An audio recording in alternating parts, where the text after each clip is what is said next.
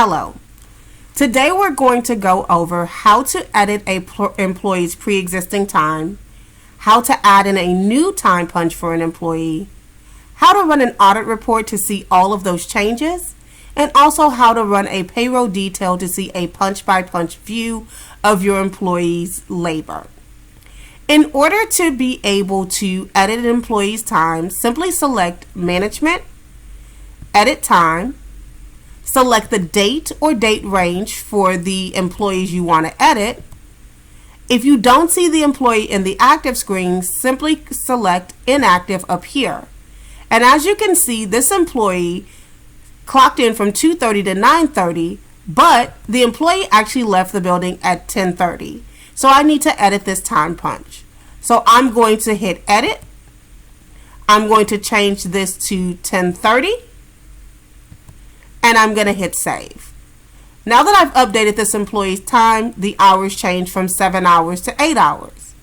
However, there's one thing that the employee forgot to do the day before. They completely forgot to clock in. So I'm going to go to September the 1st. I'm going to check Inactive to make sure there are no time punches. And I'm going to select the new button down here at the bottom.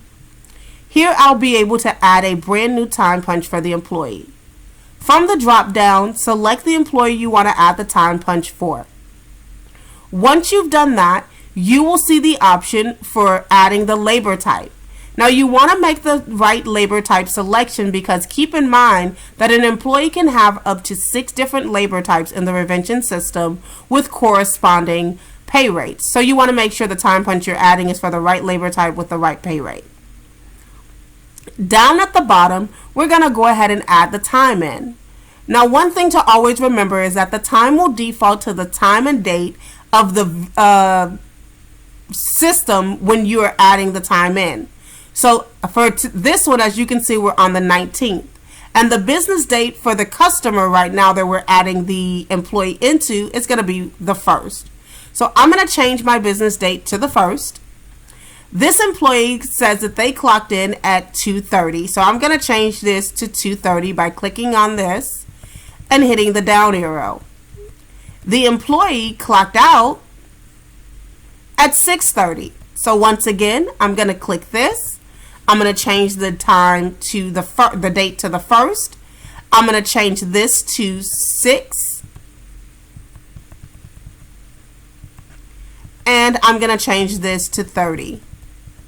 Once I've entered that time punch, I can now go and run an audit report so that I can see all of the changes that have been made and by whom. To run an audit report, in order to see all of these changes, simply select Exit, go to Management and Reports. Under Management and Reports, there is a section called Orders, Audits, and Miscellaneous. Under Orders, Audits, and Miscellaneous, you will see an audit report called Timeclock Edit. And I want to run an edit report for the time period where we made the changes on the 1st and the 2nd. After hitting Run Report, I'll be able to see quite a few things on this report. I'll be able to see where I entered a new entry on the 2nd. If I had to edit that entry, it'll show me the before edit and then the after edit. Another thing that it will do is if for some reason I had to delete an entry out of the system, as you can see, it'll show you that time punch as well. So the system will basically track any new entries, any edited entries before and after, as well as any deleted entries that are made under the time clock edit screen. But if I want to run a punch-by-punch payroll detail view of any of my employees, I can do so under Employee Labor, Payroll Detail. I can go to the date I want to see my time punches for. And one of the great things about this report is it will also show you if there are any time punches that have been edited.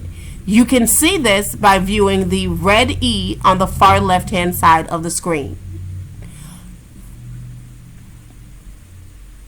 Through these 3 methods, you're able to keep track of any time edits and any changes that are made in your system to employee records.